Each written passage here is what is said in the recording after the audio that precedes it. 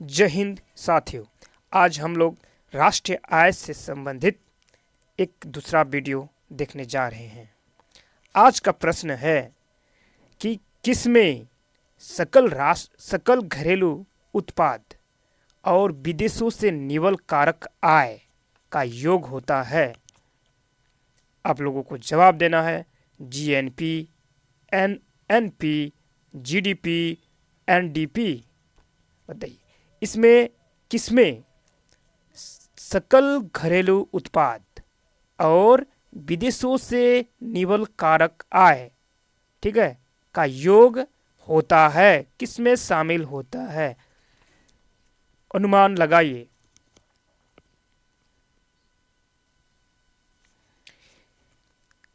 इसका जो सही उत्तर होने वाला है जीएनपी।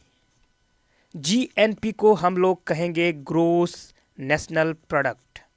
ठीक है, जीएनपी को हम क्या कहेंगे? Gross national product. इसमें जो है सकल घरेलू उत्पाद और विदेशों से निवल कारक आय का योग होता है जीएनपी में।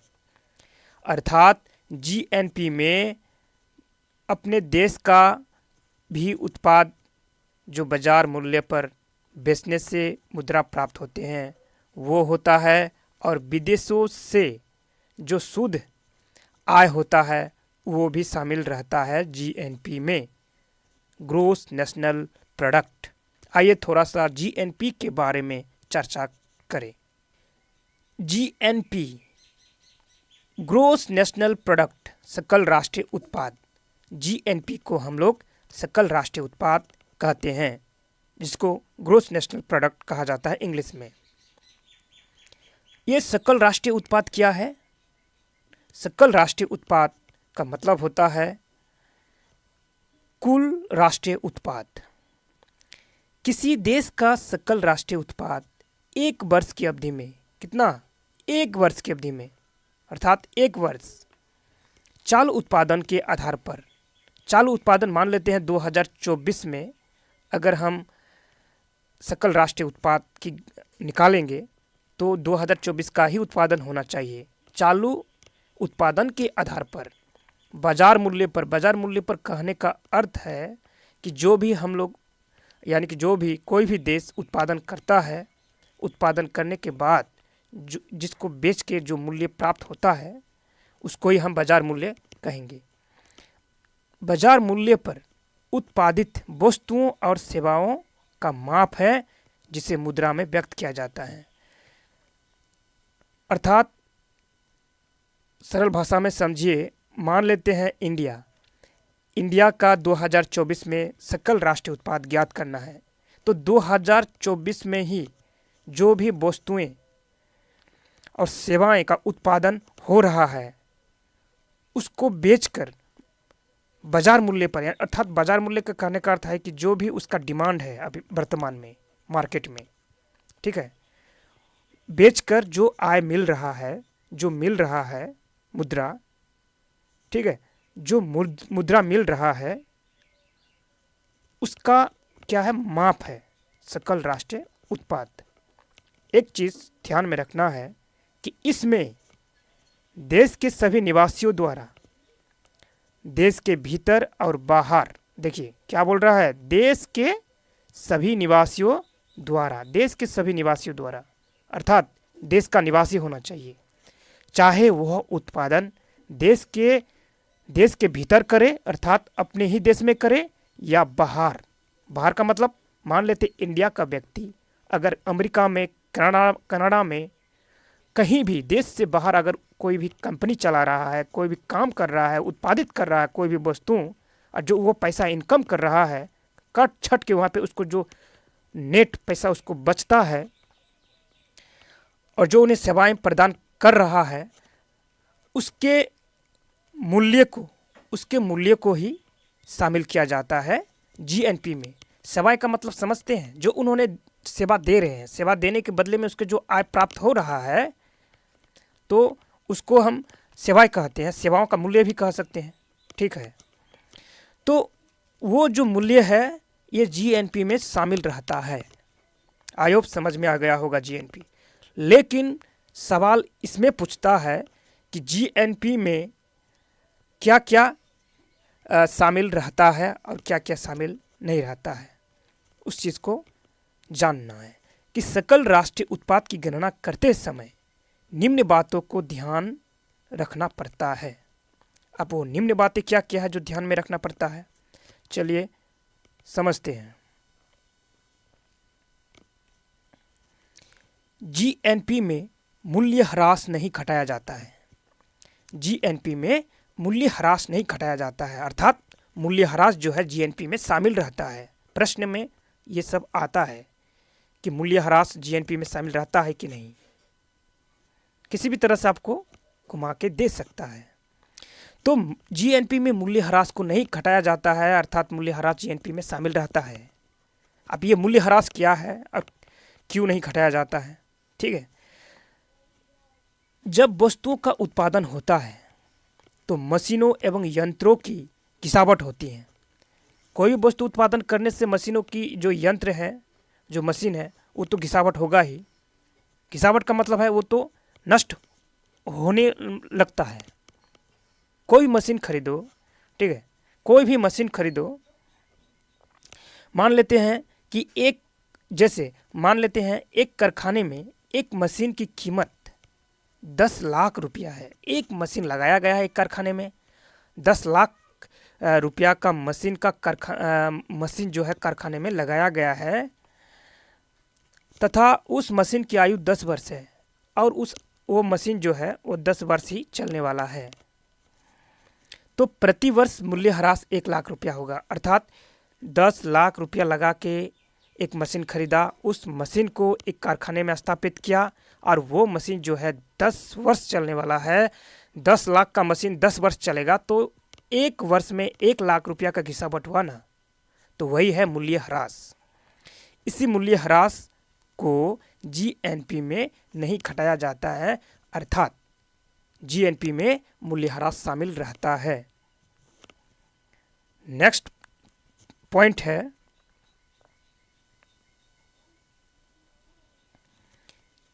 जीएनपी में केवल चालू वर्ष के उत्पादन को शामिल किया जाता है।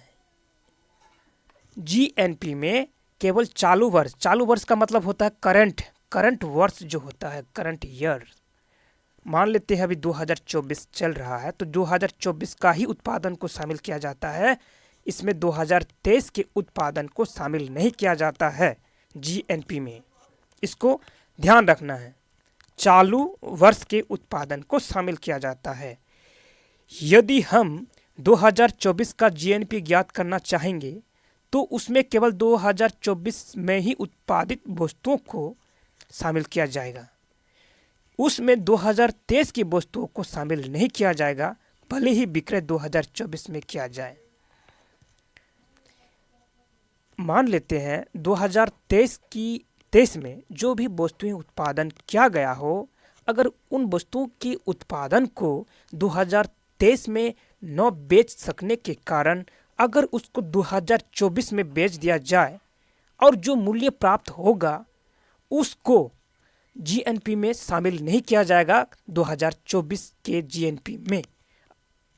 अर्थात 2024 में जो भी उत्पादन हुआ और जो मूल्य प्राप्त हुआ बेच के, उसको जीएनपी में शामिल किया जाता है। चालू वर्ष, जिसको हम चालू वर्ष कहेंगे। समझ में आ गया होगा। नेक्स्ट पॉइंट है कि जीएनपी में अंतिम उत्पादन की ही गणना की जाती है। जीएनपी में अंतिम उत्पादन की ही गणना की जाती है। अंतिम का मतलब होता है लास्ट में उसका उत्पादन करके उसका और कोई उत्पादन नहीं किया जाता है, उसको ही जीएनपी में शामिल किया जाता है। कैसे? देखिए, जीएनपी की गणना करते समय कुल अंतिम वस्तुओं और सेवाओं को ही शामिल किया जाता है। अंतिम वस्तुओं और सेवाओं को ही शामिल किया जाता है, उसमें मध्यवर्ती वस्तुओं को शामिल नहीं किया जाता है। मध्यवर्ती वस्तु का मतलब होता है जो बीच का वस्तु है, जो मिडिल में आता है काम, वो वस्तुएं मध्यवर्ती वस्तु कहलाती हैं। जैसे मान लेते हैं ये जो चाय बनाते हैं, उदाहरण है कि एक कप चाय बनाते समय जो दूध, चीनी और चाय पत्ती का इस्तेमाल करते हैं। दूध, चीनी और चाय पत्ती का इस्तेमाल करते हैं। ये क्या है? ये मध्यवर्ती वस्तुएं हैं। तो चीनी से हम चाय बना सकते हैं, अर्थात चीनी दूध और मतलब कि जो पानी है इसको मिला के हम लोग चाय बनाते हैं। चाय क्या हुआ? चाय अंतिम हो गया। चाय से भी कुछ बन सकता है क्या? चाय से कुछ नहीं बन सकता है, वह सीधे पी लेने वाला काम होता है चाय को, क्योंकि उससे कुछ नहीं बनता है, वो उपभोग कर लिया जाता है डायरेक्ट। तो चाय जो है, चाय हो गया अंतिम वस्तु। और जो ये चीनी है, दूध है, चाय पत्ती है, ये मध्यवर्ती वस्तु हैं। तो इन मध्यवर्ती वस्तुओं की गणना जो है जीएनपी में शामिल नहीं की जाती है। जीएनपी में केवल अंतिम वस्तुओं की गणना होती है। समझ में आ गया? हाँ, और जो अंतिम वस्तुएं बेचकर जो मूल्य प्राप्त होता है उसको जीएनपी में शामिल किया जाता है। समझ में आ गया है? नेक्स्ट पॉइंट है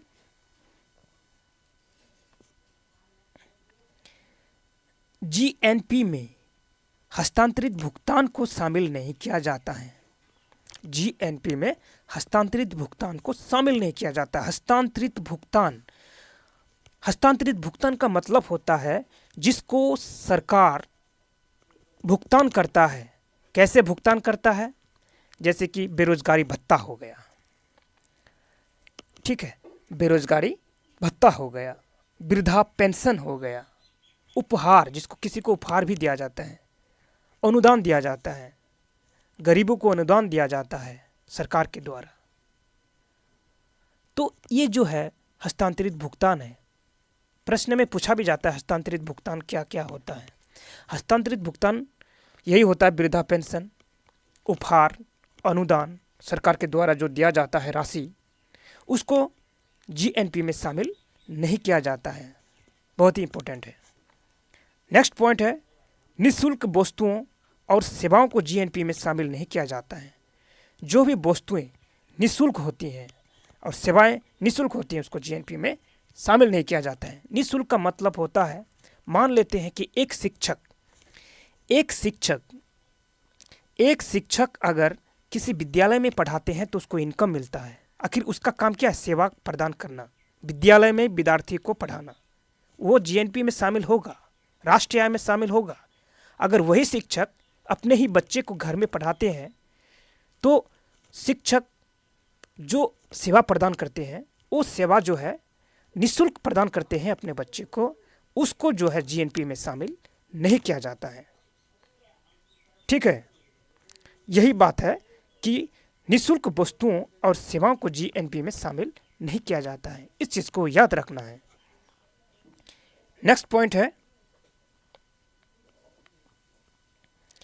गैर कानूनी ढंग से प्राप्त आय को जीएनपी में शामिल नहीं किया जाता है।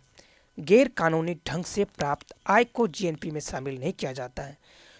अर्थात गैर कानूनी ढंग का मतलब होता है तस्करी, कालाबाजारी, जो भी सरकार को छुपाकर कार्य किया जाता है और उस कार्य से जो भी इनकम होता है उसको जीएनपी में शामिल नहीं किया जाता है।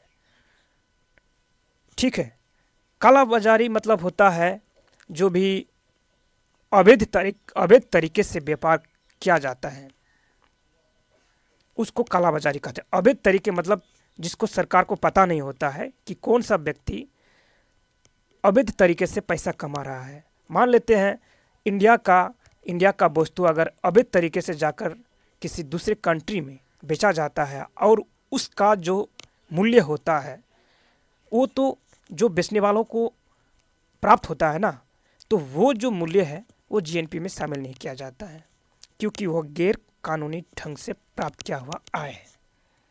तस्करी हो गया, कोई भी व्यक्ति जो अपने देश से दूसरे देश में कोई भी वस्तुएं ले जाते हैं या बेचते हैं या तो कोई भी सेवाएं प्रदान करवाता है। मान लेते हैं कोई भी मनुष्य को दूसरे देश में भेज दिया गैर कानूनी ढंग से, उससे जो प्राप्त इनकम हुआ उसको जो है जीएनपी में शामिल नहीं किया जाता है। आज का वीडियो कैसा लगा? ठीक है, इस तरह का वीडियो देखने के लिए हमारे चैनल को सब्सक्राइब जरूर करें। नेक्स्ट कल जो है जीडीपी, एनएनपी जो होता है, इस सब के बारे में चर्चा करेंगे। आज के लिए इतना ही। धन्यवाद।